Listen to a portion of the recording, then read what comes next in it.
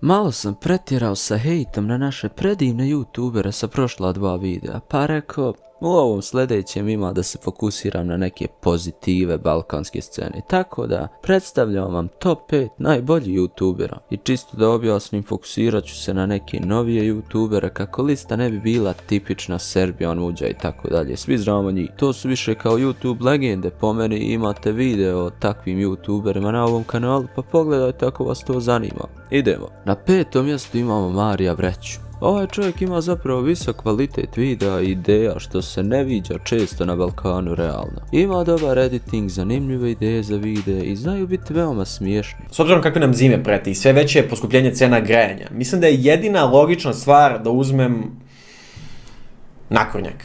Tako da definitivno trebate Mariju dati šansu i pogledat koji je njegov video ako niste. Kontent mu se sadrži od reakcija, rentova, vlogova pa sve do nekih ludorija tipa plaćam ljudima na oglasima više nego što su tražili. Što je iskreno veoma zanimljiv video, tako da definitivno Mariju zaslužuje pohvale za svoju kreativnost i kvalitet. Na 4. mjestu imamo Kako lako i ovaj čovjek je uradio nešto nemoguće, nešto toliko ludo da se skoro nijedan youtuber prije njega nije ni usudio. A to je demoliranje bake praseta. Čovjek je napravio legendarni rent na baku praseta koji mu je endo čitavu karijeru. I realno, to je trebalo da se desi još davno. Ali eto, Kako lako je bio taj heroj kojeg nismo zaslužili, ali smo trebali. Ili obrnuto, ne znam. Uglavnom, pored tog legendarnog videa također, Kako lako je veoma jak youtuber, snima čovjek zanimljive storytelling videe sa jakim editingom i dobrim humorom i definitivno je jedan od boljih youtubera sa ove scene. Tako da otiđite na njegov kanal, sad svi napišite Kralj,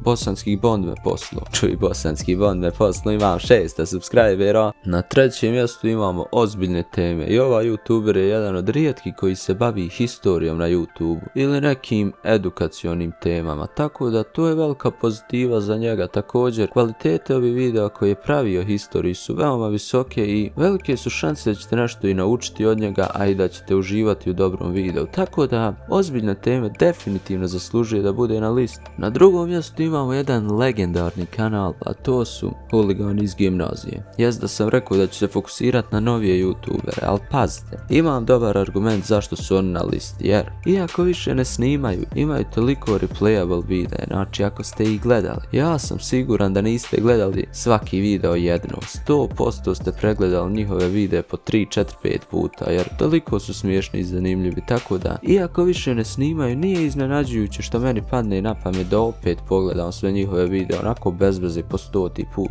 I na 1. mjestu imamo Dex Rocka. Šta ba Dex Rocka? Ko je ba Dex Rock? Šajim se narode, smirite se. I na 1. mjestu je naravno najkvalitetniji i najbolji balkanski youtuber, a to je Niko. Ja nemam nikog na 1. mjestu, kum. Jer ja stvarno ne znam ko ima danas da snima, a da je toliko zanimljiv pa da ja mogu reći video od ovog frajera moram pogledat, toliko je dobar da ga moram pogledat. To je možda što sam ja ostario, pa i ne gledam naše youtubere skoro pa nikako. Ali eto, ako vi imate nekog našeg youtubera koji je aktivan danas kao nekad ili je novi youtuber i po vama je najbolji, molim vas napišite u komentarima jer ja stvarno ne znam ko bi to bio. I to je to što se tiče ovog videa, hvala vam što ste ga pogledali. Ako vam se svidio, zamolio bi za like i subscribe. Pišite ako imate kakvi ideja za videe ili šta vi mislite o ovoj listi, a mi se vidimo u sljedećem videu. Ćao!